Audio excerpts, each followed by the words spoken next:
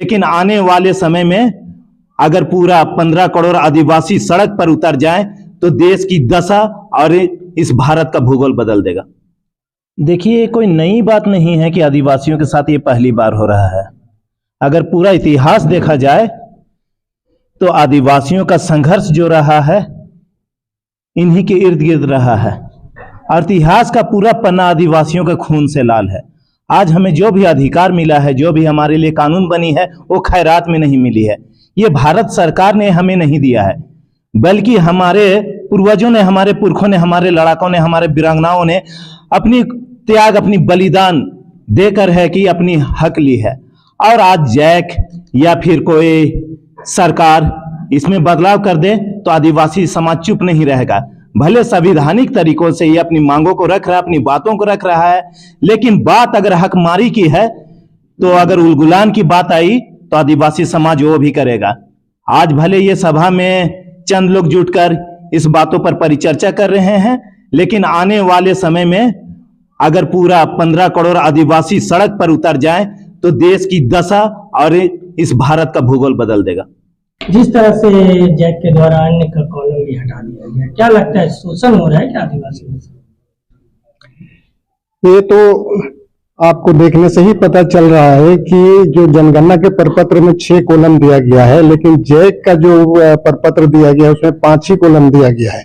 इससे clear cut पता चलता है कि जिसके लिए ये छात्रवृत्ति की व्यवस्था की गई थी कि डाउन ट्रोडन के बच्चों को मदद मिले बोल के, लेकिन उस डाउन ट्रोडन सोसाइटी को ही आपने लिस्ट से हटा दिया, तो फिर कर रहे हैं कि किसके लिए छात्रवृत्ति की व्यवस्था? ये जैक बोलती है कि नहीं, ये सेंट्रल गवर्नमेंट का स्थिति को इम्प्लीमेंट कर रहे हैं, लेकिन शिक्षा विभाग तो झारखंड सरकार के अंदर में आती है, तो उसको किस तरह से डिक्टेट कर रहे हैं? या तो सरकार की बात को वो पदाधिकारी नहीं मान रहे हैं या पदाधिकारी गुमराह कर रहे हैं। तो इसलिए इस तरह का जिस चीज के लाए हैं, ये सामाजिक उत्थान के लिए यहाँ के जो भी अनुसूचित जाति जनजाति हैं उनके उत्थान के लिए लाया गया है, लेकिन उसी को जड़ से आप खत्म कर दिए, तो फिर किसके लिए वो स्टाइपेंड ला रहे हैं? ये अपने आप में सवाल खड़ा करता है।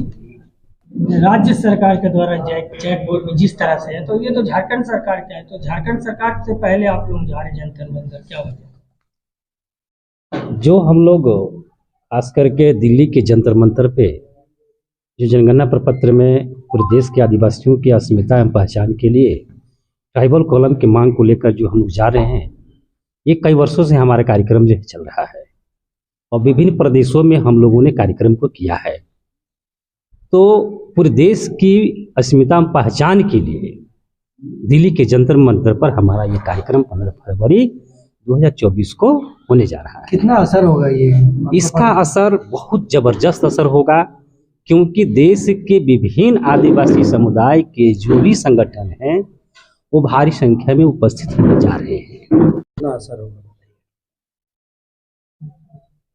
यहाँ पूरे देश के आदिवासी प्रतिनिधित्व करते हैं जंतर मंतर में। अगर पूरे देश के आदिवासी चाह ले कि बदलाव कर दे, तो हो सकता है आने वाले समय में जो हम लोग चाह रहे हैं कि अन्य का कॉलम भी हटा दिया गया है। देश के आदिवासी अगर एक मत होकर वहाँ मिलते हैं तो अपनी विचारों से हम लोग अवगत होंगे और अपने अपने क्षेत्र में काम करेंगे, और आने वाले समय में हम लोग बताएंगे केंद्र की भूमिका किस तरह से हमारी दशा पे निर्भर कर रही है। तो आने वाले समय में हमें भी बताना पड़ेगा कि बीजेपी सरकार हम लोगों को अन्य के कॉलम जो हमारा था उसे भी हटा दिए, तो हम आदिवासी आज पूरी तरह अपने अस्तित्व, अपनी पहचान को मिटा दे रहे हैं। तो हम सबका प्रयास रहेगा कि इस सरकार को भी मिटाने में हम लोग एकमत हो जाए।